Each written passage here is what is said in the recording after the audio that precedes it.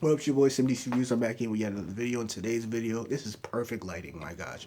Anyway, today's video is going to be about Dragon Ball Super, last night's episode, which I believe was episode 86, but it's not going to be a review. Oh, no. This is a rant. It's rant time, guys. And I'm going to be ranting because I've noticed something that is occurring within Dragon Ball Super that I don't like. Something that doesn't make any sense in my opinion, and I'm sure other people have noticed it too, but other people have not made no videos about it. So I'm gonna make a video about it, be the first to make the video about it, and that's pretty much it. Anyway, so first of all, disclaimer before I even get into the rant. I actually enjoyed last night's episode. I thought last night's episode was dope. I thought 17's return was dope. 17's definitely an ill, dope character. I like 17. I thought the plot of the episode was good. I enjoyed the episode. I thought it was a good episode. But I do have a gripe with some of the things that occurred in the episode, as well as some things that have been occurring in the last couple of months. So, let's get into it. Let's just get into the rant. Why not, right? Anyway, so what I've noticed in the last, let's say, 4 weeks or so, is that Toriyama, and I don't even know if it's Toriyama. I know when I do rants, I say Toriyama. We don't really truly know if it's actually Toriyama who's doing this. We know he's overseeing everything. We know he's allowing whatever work to be published and then shipped out for Super.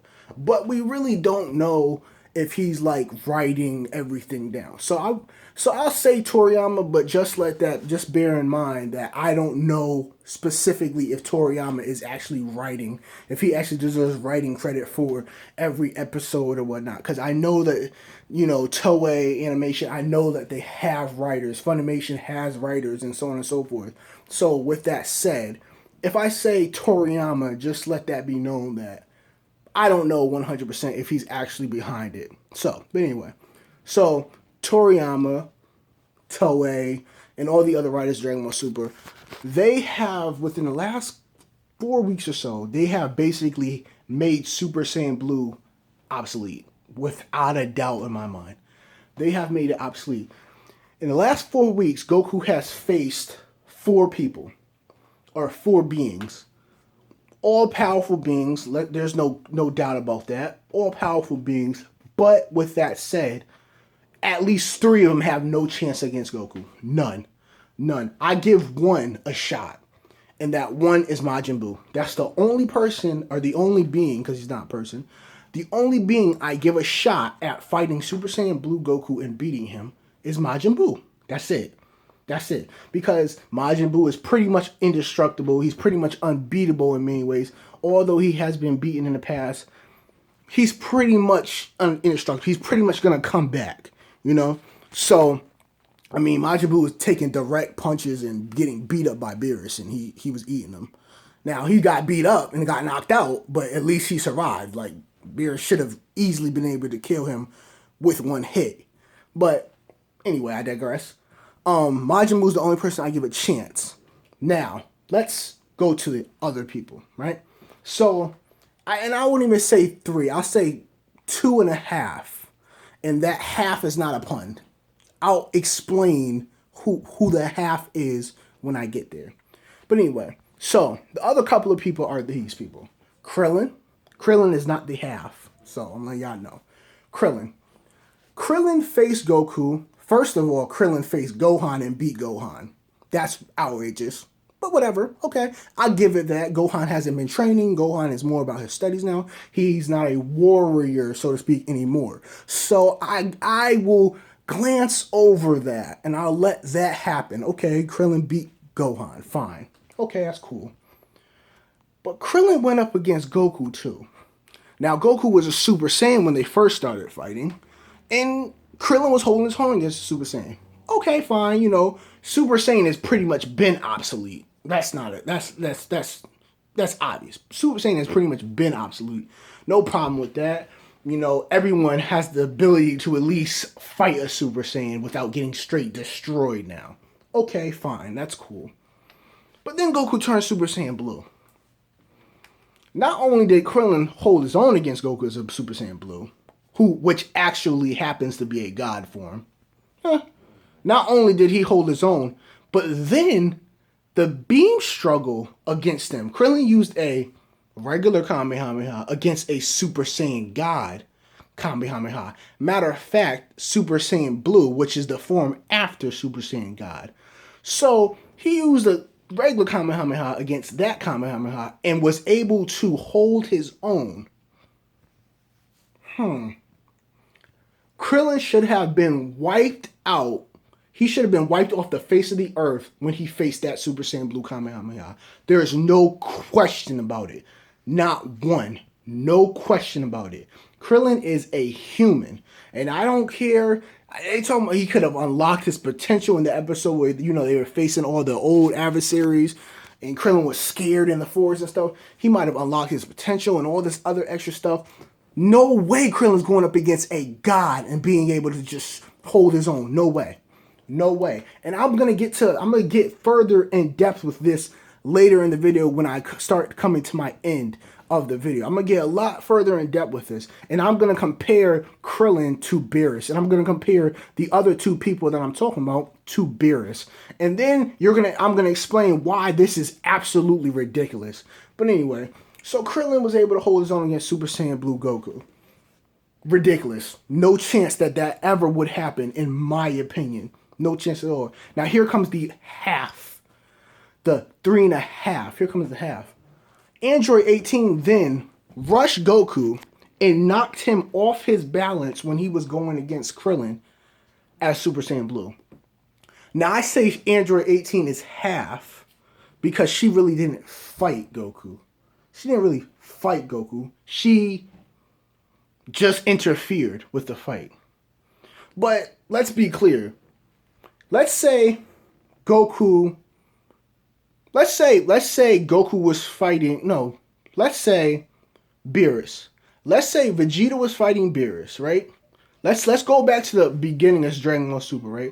When, oh my Boma, when Vegeta was fighting Beerus, right? So let's say he was fighting Beerus. He was fighting Beerus, doing everything he was doing. He was holding his own against Beerus, right?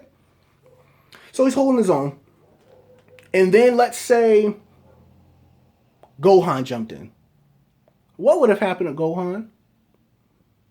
He would have been outright knocked out. No question about it.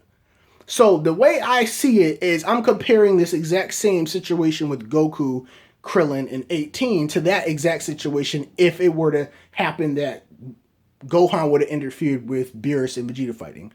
Now, obviously we know. Beerus, if he had used the extent of his power, he would have wiped Vegeta out. No question. But even the fact that he didn't use his extended power, if Gohan had jumped in, or any other Z fighter for that matter would have jumped in, Beerus would have wiped him out, no problem. You get what I'm saying? So the fact that 18 could have jumped in that fight and knocked Goku off balance. Now, Goku is a god now, guys. The fact that she could jump in and knock Goku off balance is ridiculous. That's ridiculous too. So that's two people. Now we get to last night's episode. Last night's episode was Dragon Ball Super, was the return of Android 17. Again, I'm going to stress this because I don't want you guys to think that I hated the episode. I don't want you guys to think that I'm ranting about the episode. I am not. I'm ranting about the ideas and the ideals within the episode. So, the return of Android 17. It was a dope episode. Android 17 was straight up murking them poachers. And the great thing that I enjoyed about it was the fact that he said to Goku, said, "Are you going to help me?" And he's like, "Yeah, sure, I'll help you." He said, "Don't harm the animals. And I'm sure you know this, but don't kill the poachers either." So that tells you right there that Android 17 has completely changed. Because the old 17 would have murdered all them poachers with no problem and eradicated them from the face of the earth. That's not a question. But he has completely done a 360. We found out that he has 3 kids, even though a lot of people already knew that, such as myself, and other YouTubers knew that as well. He has 3 kids, 2 adopted and 1 of his own. But let's get to the actual rant part. So, Goku and 17 had a little conversation. Oh, we never really met formally, you know? I was absorbed by Cell when you got back. Or you were dead already and I was absorbed by Cell, so we never actually got to chance to fight each other, right? So Goku's like, okay, then let me see what you're capable of. And he said, are you even capable of fighting? Like, are you even that strong? And then 17 says to him, yeah, I mean, I still train. I mean, I don't come here just to vacation. You know, I still train and whatnot. So that's okay. That makes sense. Now, going back to 18, right? 18, we've never seen her do any formal training at all. Now, it's safe to assume that she probably does some type of form of training just to keep her body up, you know, to be able to, you know, still fight if she needs to, because you know they do have her and Krillin do have a daughter, and if something were to happen, she would need to defend her family along with Krillin. Okay, that's safe to assume. But let's be clear. What possible training could 18 have possibly been doing? What possible training could she have possibly been doing that would prepare her to fight a god? There's nothing she could have possibly been doing that would prepare her to fight a god. At least, at least, at least, Krillin has actually trained with Goku. So that's training right there that will give Krillin at least a chance at going against Goku. He has no chance. Let's be clear. He has no chance. But at least he has a tiny little mini bit of a chance because he's actually trained with Goku. So, yeah, Krillin has a better chance than 18, but he has no chance still. But 18, what could she have possibly been doing to say, I'm going to train today and I'm going to be able to face a god head on? No way. No way. No way. So let's go back to 17. So 17 explains that he's trained. 17 explains that he, you know, doesn't just relax on the island. Okay. But again, I asked the same question I asked of 18. I asked of 17. What possible training could 17 have been doing that would prepare him to fight a god? Let's be clear, guys. They are making Super Saiyan Blue obsolete. That's what they're doing. They're making it obsolete. And they're doing it because there's a new transformation coming for Goku, which obviously, like always, happens. It's predictable. We got a glimpse of it in the opening. He is going to transform. He's going to get a brand new transformation, and Super Saiyan Blue probably won't be used anymore, except for like, you know, mid battles. But the final battle is going to be the final transformation. That's what it is going to be. They're making it obsolete. So let's go back to 17 again. So Goku powers up as Super Saiyan. 17 powers up a little bit. They start fighting. They're pretty much equal. Goku says, oh, you're strong. He's like, yeah, I know, you're strong too. So they're going at it. And then they stop. And then I think Andrew says you're holding something back. I believe if I remember correctly, it's like you're holding back or you're not going full out. And then Goku says, oh, you're not either. So then Goku turns Super Saiyan Blue. At this point, you would think 17 might actually be like, you're probably a little bit too much strong for me. Just a little bit. Nope. He sits there and he's just like this. No issue, not a fear in his bone. So Goku turns Super Saiyan Blue. Android 17 powers up a little bit. Goku then powers up a full blast God Kamehameha and shoots it at 17. 17 goes like this. I want you to see my hand, guys. 17 goes like this. In a protective shield. And then the shield explodes. Goku thinks he's won.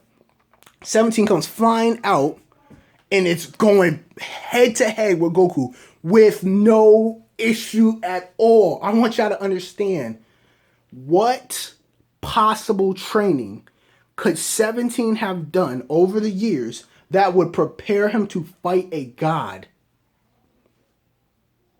So he goes all out, right? Hit for hit, hit for hit, hit for hit, right?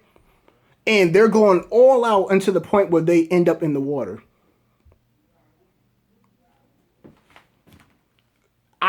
17 definitely didn't lose that fight. Goku didn't lose either, but 17 didn't lose. But the fact that Goku didn't wipe the floor with him is outrageous. So, here's how I see it. Super Saiyan Blue's obsolete. That means Goku's going to learn a new transformation. Vegeta's going to have to learn a new transformation because it's obsolete. Unless Vegeta is at so much of a higher level at Blue than Goku is, that he doesn't need to learn a new transformation, he could just, because that's really how Vegeta does things. Vegeta won't learn a new transformation. Vegeta will learn how to extend his transformation above Goku's new transformation. For example, Vegeta Super Saiyan 2 right now is stronger than Goku Super Saiyan 3. Get what I'm saying? So, that's how Vegeta does things. Me personally, as a Vegeta fan, I would love to see him get a new transformation, but I'm not sure if that's going to happen anymore. But anyway, it's obsolete. And I might make another video further explaining how I think what's going to go down in the tournament, because let's be clear. If Boo, 17, 18, Krillin can go up against Goku, Universe 7 is going to mop the floor with most of the universes at that tournament. Because, listen, all the universes at that tournament were in shock when Goku turned Super Saiyan Blue. So if those 4 can go head up against Super Saiyan Blue, then what do you think the universe is going to be feeling when they fight them? And let's not even forget, Vegeta's still out there. They haven't even seen Vegeta yet. They think Goku's the strongest Ningen in the universe. In the universes. They think Goku's the strongest. That's what they think. They haven't even met Vegeta yet. Vegeta has Super Saiyan Blue too. So, hey. But that's pretty much my rant, you guys. I know it wasn't a review, but I told you guys last week, if I didn't like the video, if I didn't like the episode, or if I felt like something else needed to be said, I would make a video about that. So that's what I did. I guess that's pretty much it. Let me know in the comment section how you guys feel. Let me know if you enjoyed my rant, if you enjoyed this video. Hit that like button. Also hit that subscribe button so that you guys see my other rants in the future. Why not, right? Hit that little bell next to the subscribe button so that you guys get my content first. I need you guys to like, share, favorite, comment, subscribe, and do all the above and become a part of the SimDC'sReviews family. I've gotten a couple new subscribers. I shouted them out in my last video, and I'll shout you out too if you become part of the family. No problem, no issue here. But other than that, that's pretty much it. I'm SimDC'sReviews, and I'll holler at y'all later. One.